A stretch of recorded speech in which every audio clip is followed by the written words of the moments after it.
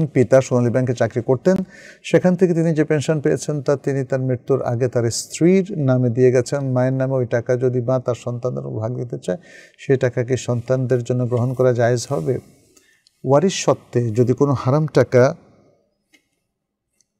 সন্তানদের কাছে স্থানান্তরিত হয় এবং তার সাথে অন্য বান্দাদের হক জড়িত না থাকে, তাহলে এইটা তারা উত্তরাধিকার সত্ত্বে পেয়েছে বিধায় জায়েজ হবে।